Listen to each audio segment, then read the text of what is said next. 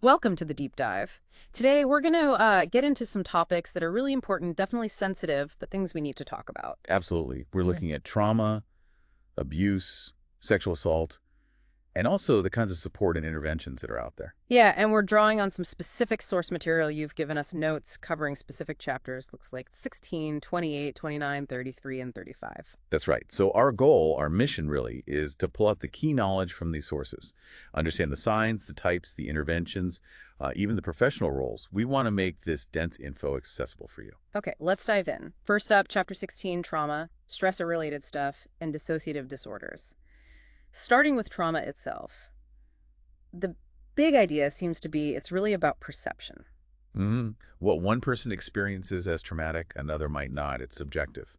And sort of linked to that is this idea that the reactions people have, they're often called normal responses for abnormal events. That's a powerful way to frame it, isn't it? It's not about being broken, it's about reacting understandably to something overwhelming. Exactly.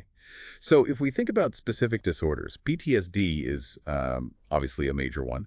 For adults, what are we typically seeing? You got the flashbacks, avoiding triggers, maybe irritability, definitely sleep problems, and that kind of emotional numbness, feeling cut off. Right. And with children, it can look similar, but there are some key differences or maybe nuances you need to watch for. Okay, like what? Well, you really want to look for changes from how they usually are, their baseline. Were they bubbly and now they're quiet? And a really big point here is play. Ah, right.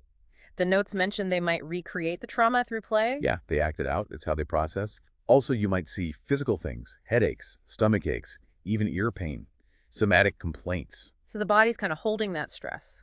It seems so. And crucially, when you're helping a child with trauma, you absolutely have to involve the caregivers. It's essential. Makes sense. Okay, moving on to how the mind can cope, sometimes by disconnecting. Dissociative disorders. The material mentions dissociative amnesia and specifically sudden or unexpected travel.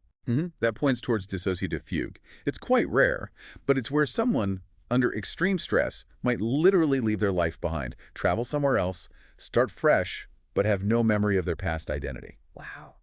Like a complete mental escape. Pretty much. Yeah.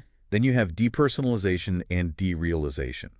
The key here is these are often symptoms, maybe not full disorders on their own. Right, feeling detached from yourself, like you're watching your life from outside, that's depersonalization. Yeah. And derealization is feeling like the world around you isn't real or is foggy. So if someone's experiencing that, what helps? Grounding techniques are key. Simple things to bring them back to the present, feeling their feet on the floor, naming objects they see, holding ice, anything sensory. Okay. That leads us to dissociative identity disorder, DID. The notes say it stems from extreme trauma, usually in childhood. Yes, it's understood as the brain's way of coping with something utterly overwhelming. It compartmentalizes experiences into separate identity states. And the terminology, the main personality is the host. Correct. And the other personalities are called alters. A really important point highlighted is the safety concern. Because the alters might engage in risky behaviors. Often, yes. Mm. They might lack the usual caution or awareness of consequences because they were formed in a way to handle specific, walled-off aspects of the trauma. That makes a difficult situation even more complex. And getting a diagnosis takes a long time, A apparently. very long time, typically. And the transitions between alters aren't usually like flicking a switch like you see in movies. Mm. It can take hours, days, even longer sometimes. Good to know. So, if we think about the nursing process for PTSD or DID, how do we approach it? Well, you start with assessment, right? Looking for those signs we talked about, flashbacks, hypervigilance for PTSD, or memory gaps, confusion about identity for DID. Okay. Then diagnosis. Yeah, Maybe anxiety for PTSD or something like disturbed personal identity for DID. those are good examples. Then planning. The goals are different, obviously. For PTSD, maybe establishing safety, reducing symptoms. For DD, it's often about long-term integration of identities, if that's the goal, and definitely safety. And interventions. For PTSD, things like cognitive behavioral therapy, CBT, EMDR are mentioned, plus those grounding techniques. For DD, it's really about long-term psychotherapy. Building a strong therapeutic alliance is critical. And evaluation is checking if things are improving fewer PTSD symptoms or maybe better memory continuity and function for someone with DD. Exactly. And just broadly, thinking about trauma's effects, short term, you see anxiety, physical symptoms. But long term, it increases risk for chronic PTSD, substance use, other health problems. Definitely. And a crucial reminder for anyone working with survivors, Yeah. always assess for suicidal or homicidal thoughts. Mm-hmm. And check your own feelings, right? Don't push. Let the survivor set the pace. That's paramount. Giving them back control is part of the healing. Okay, so building from that individual response, let's shift to chapter 28, which talks about the act of abuse itself. Right. Identification and what professionals need to do. And this is where mandated reporting comes in, which is a huge legal and ethical piece. Absolutely huge. If you suspect abuse in what are called vulnerable populations, children, the elderly, people with disabilities, you have to report it. It's a law. And there's often a time frame, right? The notes mention 24 hours maximum in some places. Yes, that 24-hour window is a key detail for suspected abuse in those specific groups. You need to know your local requirements, but it's generally very quick. Okay, and here's an interesting link to Chapter 29 on sexual assault. Reporting is mandated for a child, elder, or disabled victim of sexual assault. But not necessarily if the victim is a competent adult. They have the right to decide whether to report, generally speaking. Your job is to document objectively and report when the law requires it. Got it. So for supporting abuse victims, the nursing process looks like assessment first. Yeah, looking for physical signs, injuries that don't match the story, fearfulness, inconsistent accounts. Diagnosis might be risk for injury, maybe powerlessness. Good examples. Planning focuses on safety, first and foremost, and supporting their decision-making, helping them regain some control. Intervention involves safety planning, practical steps, referrals to shelters, support groups, and really importantly, validating their experience, believing them. And evaluation is checking if they're safer, if they're connecting with support. Now, something really important to understand is the cycle of abuse. Right, tension building. Then the acute battering incident. And then the honeymoon phase. Exactly. And that honeymoon phase, the apologies, the promises it won't happen again. Yeah. That's often why people stay. It creates hope, confusion, and traps them in the cycle, which usually gets worse over time. That's such a critical insight. What about specific signs in different groups? For kids? You might see withdrawal, regression like bedwetting again. Bruises in different stages of healing are a big red flag for repeated injury. For the elder? Could be poor hygiene, signs of neglect, untreated injuries, maybe being really fearful around their caregiver. And for individuals with disabilities? Maybe unexplained injuries or being overly dependent, almost controlled by their caregiver. And finally, risk factors.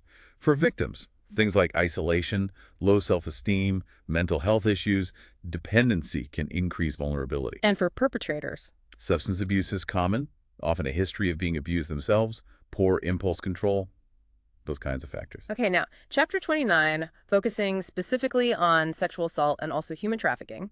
First, the definitions are really clear. Attempted rape is the attempt, even if not completed. Right. And completed rape is defined very broadly. Any penetration, however slight, with anything body part or object without consent. That broad definition is key. And the reporting role we discussed. Same applies. Mandated for child, elder, disabled victim, not mandated for a competent adult victim. It's their choice. The notes highlight some important, maybe surprising facts here. It's common, but way underreported. Hugely underreported. And while most victims are female, they usually know their attacker. The stranger in the dark alley is more myth than reality for most cases. And male sexual assault is even more underreported. Yeah, due to stigma, shame, societal expectations. Yeah. It's incredibly difficult for male survivors to come forward. Another point, substances often play a role, and alcohol is the most common one. More common than specific bait rape drugs like Rohypnol. That's a really important practical point. Alcohol is used far more often to facilitate assault. The impact on survivors is, well, it's devastating. Fear, feeling degraded, anger, helplessness. Long-term effects too, right? Anxiety, sleep issues, relationship problems, flashbacks, depression, even physical symptoms. Definitely. And something challenging is that the medical and legal evaluation process itself, it can feel like a second assault. Because of the repetitive questioning, the physical exam? Exactly. It's necessary for evidence and care, but it can be incredibly stressful and potentially re-traumatizing. So the nurse's role there is crucial, trying to minimize that trauma. Absolutely. Being trauma-informed, explaining everything, minimizing repetition, just being supportive. And long-term care, like counseling, is vital. Okay, the nursing process for sexual assault. Assessment, ideally by a sane nurse if possible. Yes, a sexual assault nurse examiner is specially trained for the exam and evidence collection. But always get informed consent first for everything. Diagnosis could be rape trauma syndrome, acute stress. Planning focuses on immediate physical and emotional safety. Interventions include crisis support, offering resources like hotlines, advocacy. Right. And evaluation tracks engagement with follow-up care and hopefully a decrease in distress over time. The material also tackles some myths. Myth: only strangers assault. Fact. Fact: most victims know their assailant. Myth: victims provoke assault. Fact. Fact: assault is about power and control, period. Not desire, not provocation. Good to clarify those. And this chapter also touches on human trafficking. What are the signs to look for? Someone might seem fearful, submissive, maybe give rehearsed answers. They might not have ID, or someone else insisted on speaking for them. And of course, signs of physical or sexual abuse. And the recruitment, the grooming. It's often manipulative, isn't it? Very. Starts with building trust, maybe promises of love, a job, safety, Yeah. then isolation, then exploitation. It's a predatory process. Who's most at risk? The notes mention people experiencing homelessness, LGBTQ plus individuals, those with prior abuse histories, people with uncertain immigration status, Yeah. factors that create vulnerability. Okay, shifting gears slightly to chapter 33, forensic nursing. This sounds like a really specialized area. It is. It's basically applying nursing science within a legal context, documenting injuries for court, collecting evidence. And the standing nurse we mentioned falls under this. Exactly. Providing that trauma-informed care during evidence collection, potentially testifying in court. It's a critical role. And the other role mentioned is correctional nursing. Right. Working in jails, prisons, screening health needs physical and mental providing care, maybe education aimed at reducing reoffending. It's about bringing healthcare into that specific, challenging environment. Gotcha. Okay, finally, chapter 35 looks at the bigger picture. Family interventions. The role of the family system. Yeah, because trauma and abuse don't just affect the individual, they impact the whole family. The chapter starts by outlining what makes a family healthy. Like open communication, respect, clear boundaries, being adaptable, supportive. And it defines key family functions, how the family manages itself. The boundaries, are they clear or maybe too rigid, disengaged or too blurry and meshed?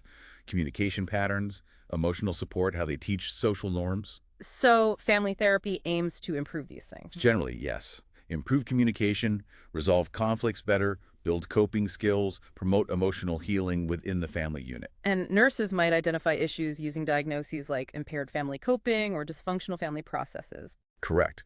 The RN's role here could involve assessing those family dynamics, providing education maybe about the effects of trauma on everyone, and helping connect the family with therapists or other support. Okay, so we've covered a lot of ground here. Individual trauma responses, dissociation, the dynamics of abuse, sexual assault, human trafficking, specialized nursing roles like forensic, and the importance of family systems, all based on these source materials. It's heavy stuff, but understanding it is so important. It really highlights, human vulnerability, but also resilience. And it shows how informed support from professionals, from families, can genuinely make a difference. Absolutely.